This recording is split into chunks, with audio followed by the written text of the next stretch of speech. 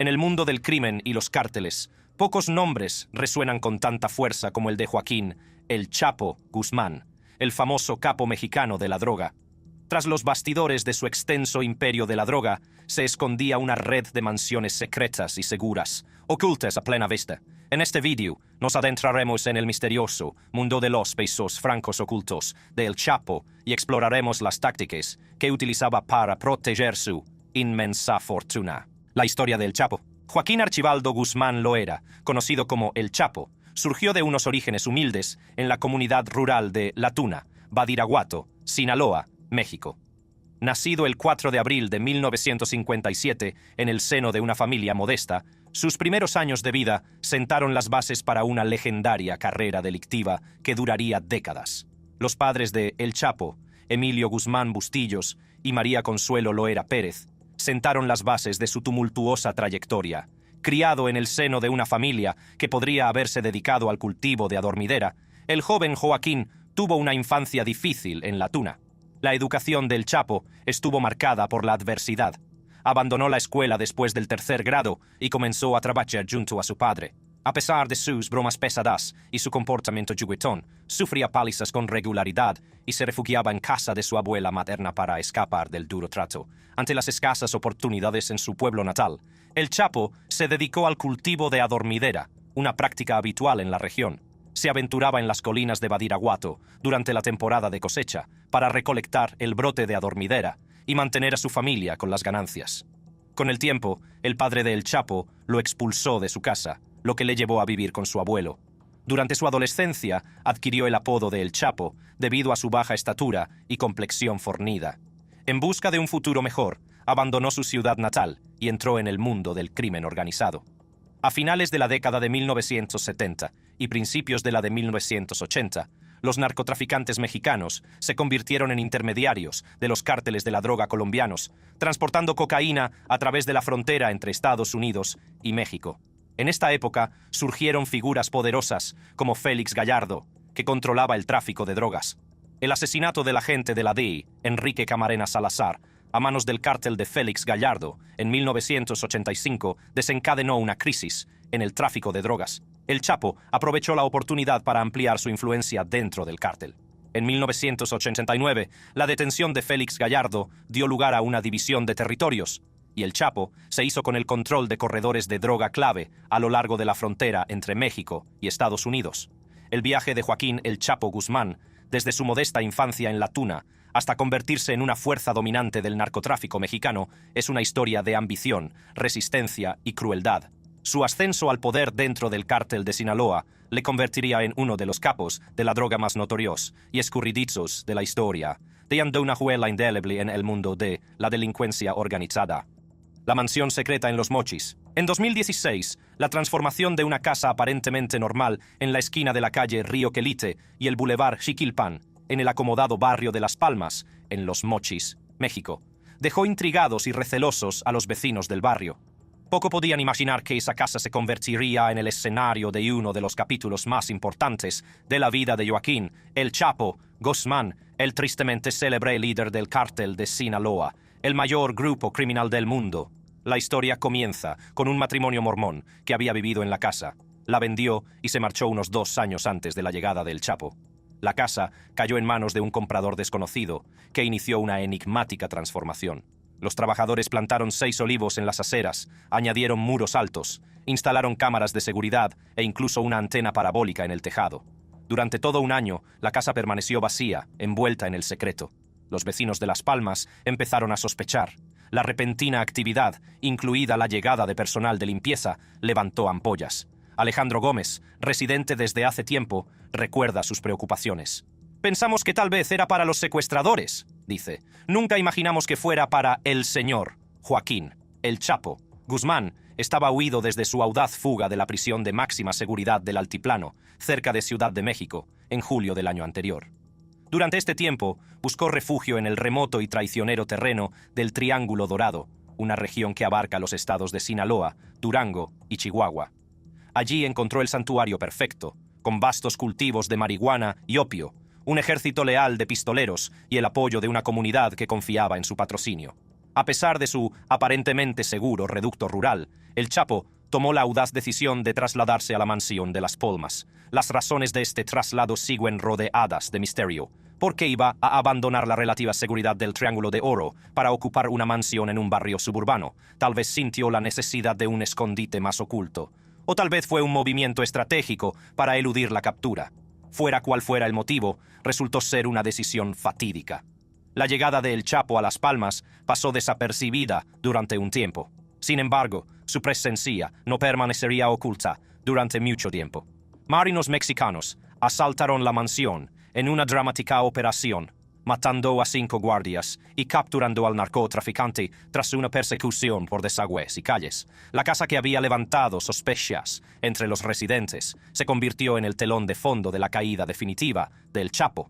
La transformación de la casa, situada en la esquina de la calle Río Quelite y el Boulevard Jiquilpan, en Las Palmas, Los Mochis, es un testimonio de la intriga y el misterio que rodearon la vida de Joaquín El Chapo Guzmán como fugitivo. Es posible que nunca se comprendan del todo los motivos que le llevaron a trasladarse allí. Sin embargo, sirve como recordatorio de que ni siquiera las figuras más poderosas del mundo del crimen organizado son invencibles.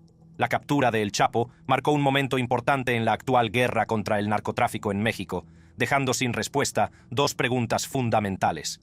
¿Qué le llevó a Las Palmas? ¿Y qué le espera en la implacable batalla contra los cárteles de la droga? La mansión, situada en la esquina de la calle Río Quelite y el Boulevard Jiquilpan, había sido testigo de un capítulo extraordinario en la vida de Joaquín El Chapo Guzmán. Su audaz traslado desde el bastión rural del Triángulo Dorado a esta ciudad costera, situada cientos de kilómetros al norte, había dejado perplejos a muchos. Sin embargo, los acontecimientos que se desarrollaron entre aquellos muros pronto captarían la atención del mundo. La mansión se convirtió en una pieza crucial en el rompecabezas de la vida de El Chapo a la fuga. Desempeñó un papel en su intento de recuperar el control del norte de Sinaloa, incluso cuando los cárteles rivales invadían su territorio tradicional. Era un lugar en el que creía que podía estar seguro, incluso celebrar el Día de Reyes con sus 2 hijas gemelas.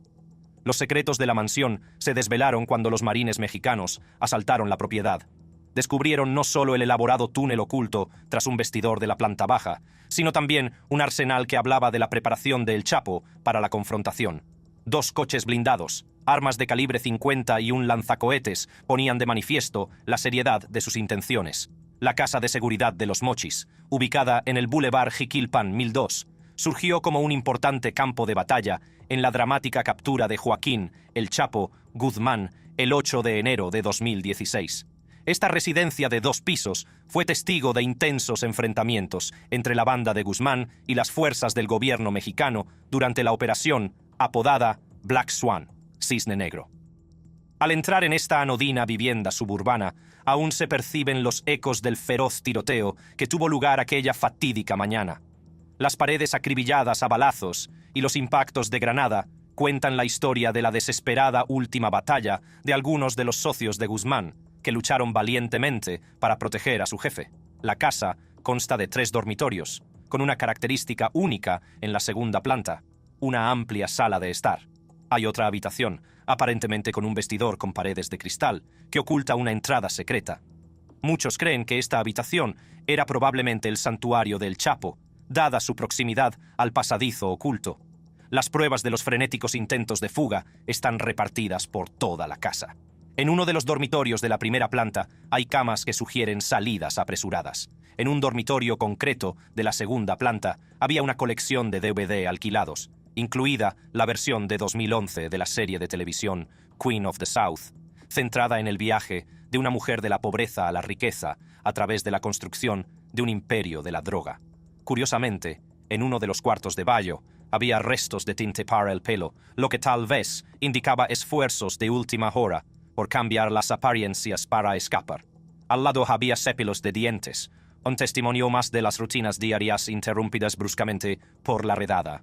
La Casa de los Mochis sigue siendo testigo mudo de los intensos y violentos momentos de la captura de El Chapo. A pesar del paso del tiempo, sigue en pie, preservada en un estado de vigilancia de bajo nivel, atrapada en la red de procesos judiciales en curso. Es un lugar en el que la línea entre el submundo criminal y las fuerzas del orden se cruzó dramáticamente, dejando una marca indeleble en sus paredes y en los anales de la historia del crimen.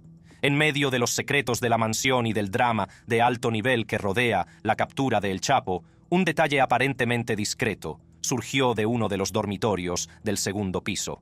Sobre una cama yacían DVD alquilados de la versión original de 2011 de la serie de televisión La Reina del Sur. La elección del entretenimiento dentro de la mansión era tan reveladora como desconcertante. Queen of the South cuenta la historia de una mujer que se levanta de una educación difícil para amasar riqueza y poder construyendo su propio imperio de la droga. La presencia de estos DVD insinuaba las complejidades humanas que rodeaban la vida de El Chapo. ¿Veía él paralelismos entre la narrativa de ficción y su propio viaje? ¿O se trataba simplemente de una coincidencia surrealista que ponía de relieve las ironías de su existencia? El traslado de El Chapo a los Mochis significó que su red de influencia se había debilitado, dejándole al descubierto. Don Winslow, experto en las guerras del narcotráfico, señaló que cualquier figura del crimen organizado sobrevive mientras sea rentable. Guzmán se había convertido en una distracción tanto para el gobierno mexicano como para Estados Unidos. A pesar de su captura, la historia estaba lejos de terminar.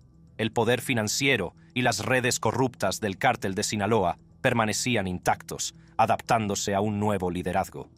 En el panorama en constante evolución de los cárteles de la droga, rivales más brutales y ambiciosos se aprestaban a llenar el vacío dejado por El Chapo.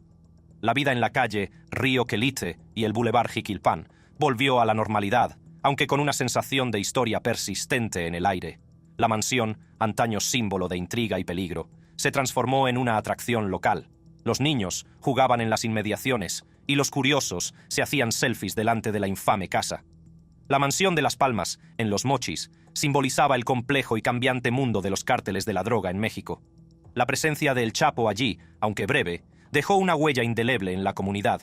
Mientras las autoridades se preparaban para su extradición a Estados Unidos y el cártel de Sinaloa se adaptaba a su nueva realidad, una cosa seguía siendo cierta. El narcotráfico, como el propio El Chapo había reconocido, continuaría. La mansión, antaño un escondite, había sido testigo del fin de una era y del comienzo de un nuevo capítulo en la actual guerra contra las drogas en México. Tras la captura de Joaquín Guzmán Loera, el mundo aplaudió y el presidente Enrique Peña Nieto se deshizo en elogios. Sin embargo, en Sinaloa, su estado natal, la noticia tuvo un impacto diferente.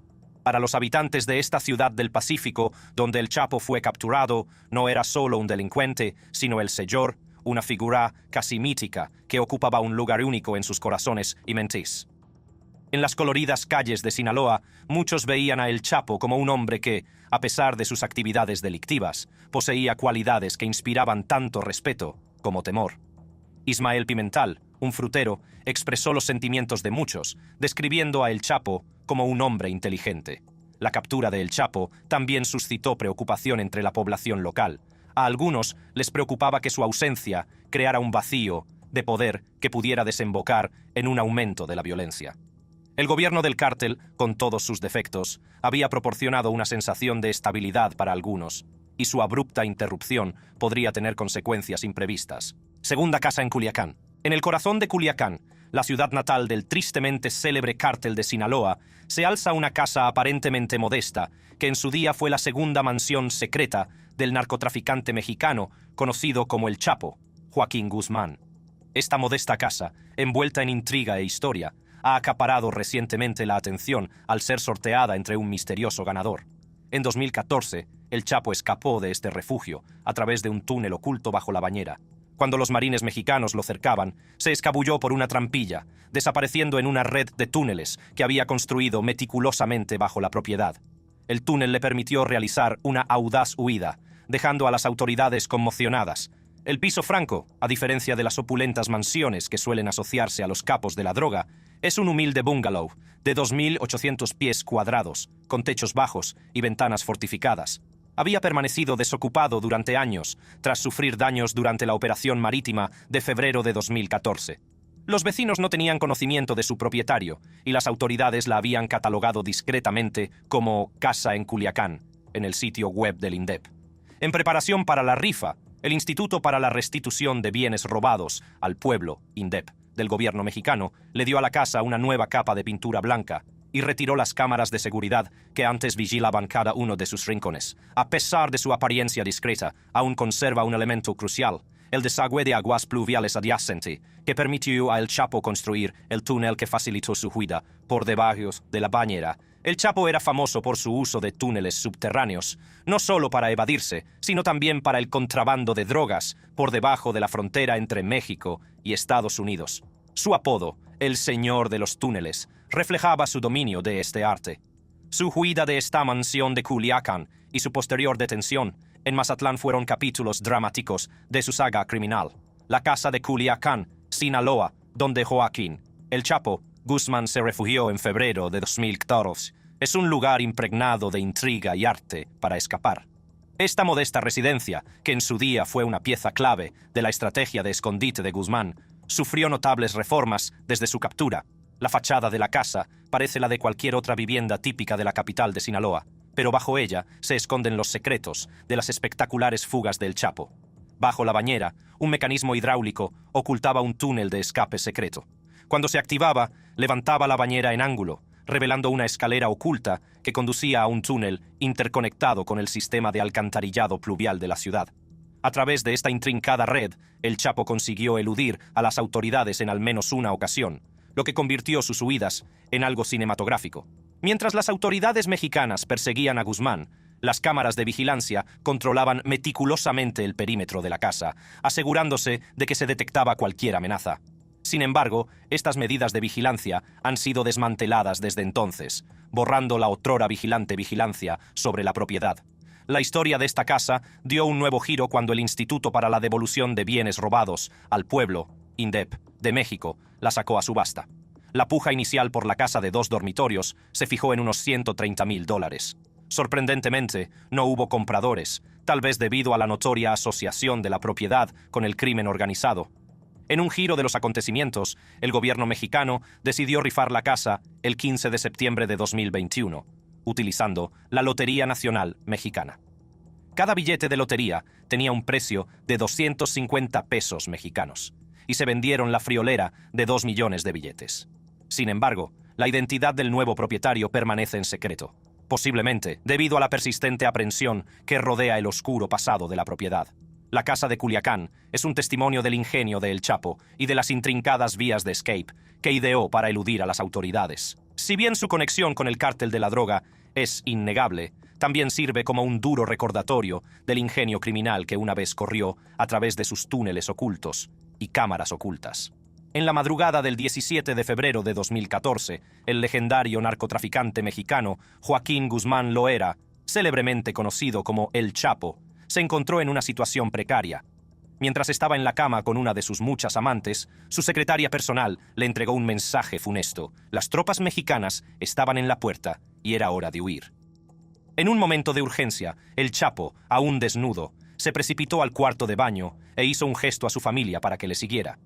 Descubrió una trampilla de escape oculta bajo la bañera que dejaba ver unas escaleras de madera que conducían a un túnel oscuro y húmedo. Mientras los marines mexicanos intentaban asaltar agresivamente la puerta principal, el escurridizo capo descendió a las profundidades del túnel, desapareciendo en el inframundo. Aunque la fuga de El Chapo se ha contado en numerosas ocasiones, adquirió una nueva y asombrosa dimensión cuando Lucero Guadalupe Sánchez López, su amante, compartió su relato de primera mano en un tribunal de Nueva York. Su testimonio proporcionó una visión sin precedentes del mito criminal que rodea a El Chapo. El testimonio de Sánchez reveló una extraordinaria historia de amor, con el mundo de la droga como telón de fondo. Su romance comenzó cuando ella conoció a El Chapo a la edad de 21 años y duró 3 tumultuosos años. Durante este tiempo, ella desempeñó el papel de ama de casa y socia no remunerada de El Chapo. Sus tareas iban desde la adquisición de kilos de marihuana hasta la creación de empresas tapadera, todo ello mientras se aseguraba de que el narcotraficante tuviera ropa interior limpia. A pesar de declarar como testigo de la acusación, las emociones de la señora Sánchez eran palpables cuando relataba sus experiencias. Afirmó seguir enamorada de El Chapo y en ocasiones rompió a llorar en el estrado. expresó confusión sobre la naturaleza de su relación, creyendo que era tanto romántica como de compañeros de crimen. Sánchez, que ahora tiene 29 años, fue detenida en 2017 cuando intentaba entrar en Estados Unidos. Sin que ella lo supiera, había sido objeto de una amplia investigación de escuchas telefónicas por parte de agentes federales estadounidenses. Además, sus mensajes de texto privados con el Chapo fueron interceptados cuando su experto informático instaló un programa espía en su BlackBerry, exponiendo inadvertidamente sus comunicaciones secretas. Algunos de los mensajes interceptados describían a la pareja del cártel como una versión mexicana de Bonnie y Clyde. En un mensaje, la señora Sánchez mencionaba haber estampado docenas de kilos de marihuana de El Chapo con una marca que incluía un corazón y el número 4, símbolo del cumpleaños del capo del crimen, el 4 de abril. El fascinante testimonio de Lucero Guadalupe Sánchez López ofreció una perspectiva única de la vida y el amor de Joaquín El Chapo Guzmán, un hombre que desafió a la ley y cautivó la imaginación del mundo. Su tumultuosa relación, entrelazada con el crimen y la pasión, añadió una capa más a la compleja narrativa que rodea a uno de los capos de la droga más notorios de la historia. A pesar de su pasado y de su relación con uno de los narcotraficantes más famosos del mundo, el piso franco de Culiacán tuvo dificultades para encontrar comprador en la subasta. Finalmente, se convirtió en una de las 20 propiedades incautadas que se sortearon durante el sorteo del Día de la Independencia de México. Los ingresos de la rifa se destinaron a apoyar a los atletas olímpicos y paralímpicos de México 2020. El piso franco de Culiacán es un símbolo de la audacia y la astucia de El Chapo, así como del atractivo perdurable del mundo del crimen organizado. Su transformación de escondite en premio de una rifa es un testimonio de la compleja y siempre cambiante narrativa del narcotráfico en México. El misterioso ganador de esta casa, sin pretensiones, puede tener ahora en sus manos un pedazo de historia que ha cautivado la imaginación de una nación y del mundo. Joaquín Guzmán Loera, más conocido como El Chapo, no era solo un capo de la droga, era un hombre de gustos extravagantes y aficionado al lujo. Cuando las autoridades allanaron su villa en uno de los barrios más ricos de México, en 2014, descubrieron un mundo de opulencia que se extendía más allá de su imperio criminal. Cuando las autoridades mexicanas asaltaron la villa de El Chapo, esperaban encontrar pruebas de sus operaciones delictivas. Lo que descubrieron fue un tesoro de riqueza y excesos. Escondidas en medio del lujoso entorno, había colecciones de arte, animales exóticos, dinero oculto y una afición por las cosas buenas de la vida. El aprecio del Chapo por el arte era innegable, incluso si el tema planteaba cejas. Entre los objetos descubiertos había un llamativo óleo de un toro corcoveando, adornado con espadas, pero que seguía colgado desafiante en una pared. Este gusto por el arte, por poco convencional que fuera, reflejaba su extravagante estilo de vida. Una cuenta de Twitter supuestamente mantenida por el hijo de El Chapo, Iván Guzmán, mostraba la riqueza material de la familia. En ella aparecían imágenes de coches deportivos, montones de dinero en efectivo y armas de fuego chapadas en oro, todo ello testimonio de una vida de extravagancia y lujo. Aunque los detalles concretos de la colección de arte de El Chapo siguen siendo esquivos, es probable que incluyera obras incautadas a narcotraficantes, similares a las vendidas en una subasta de almacenes colombianos en 2013. En estas subastas se vendieron cuadros de renombrados artistas colombianos a precios de hasta $77,000. La afición de El Chapo por el arte reflejaba su extravagante estilo de vida, que rivalizaba con los ingresos de gigantes tecnológicos mundiales, como Netflix y Facebook. El Chapo no era el único narcotraficante mexicano aficionado al arte. Héctor Beltrán Leiva, otra figura prominente, se había hecho pasar por marchante de arte antes de su detención en 2014. El mundo de la riqueza ilícita había encontrado su camino en el mundo del arte, incluso cuando las regulaciones más estrictas trataban de frenar el lavado de dinero en galerías y casas de subastas.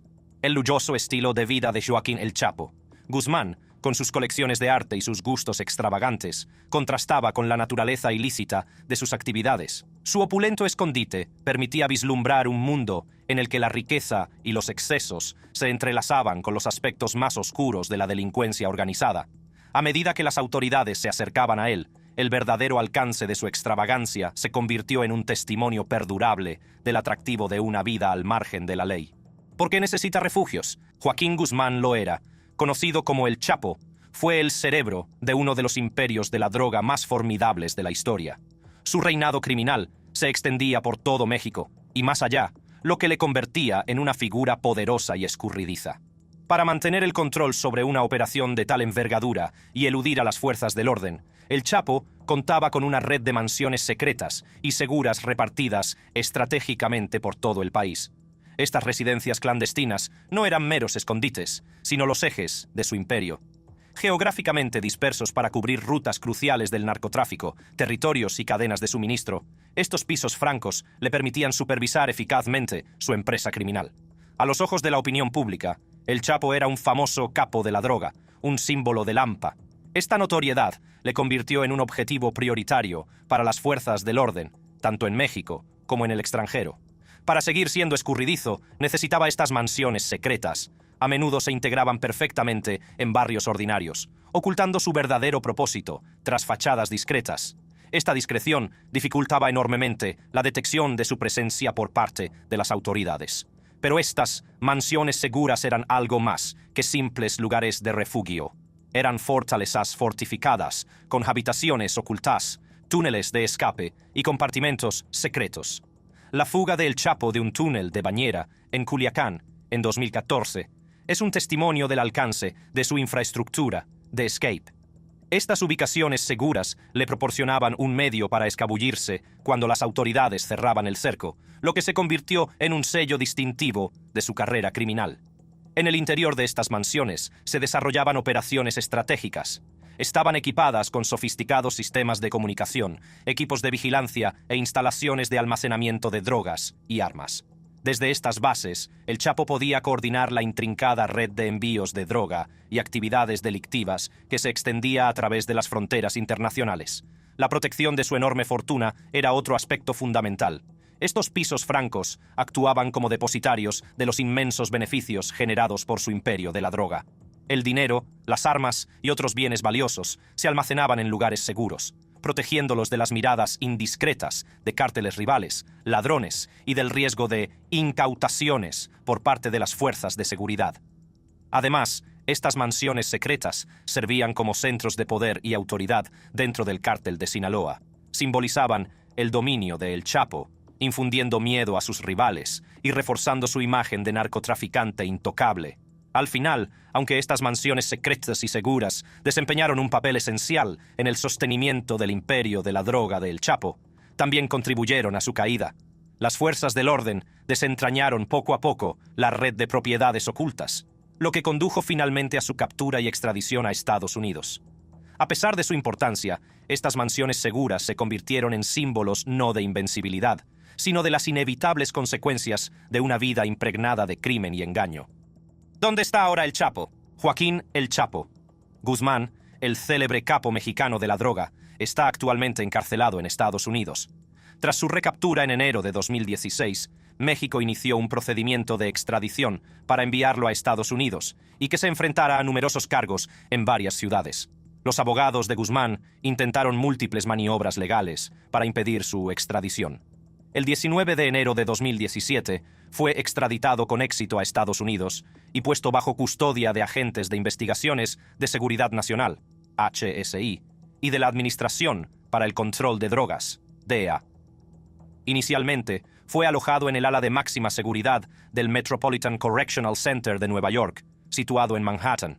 En Estados Unidos, Guzmán se enfrentaba a una acusación de 17 cargos, que incluía acusaciones como tráfico de drogas, con intención de distribución, asociación ilícita, delincuencia organizada contra la salud, blanqueo de capitales, homicidio, tenencia ilícita de armas de fuego, secuestro y asesinato en varias ciudades, entre ellas Chicago, Miami y Nueva York.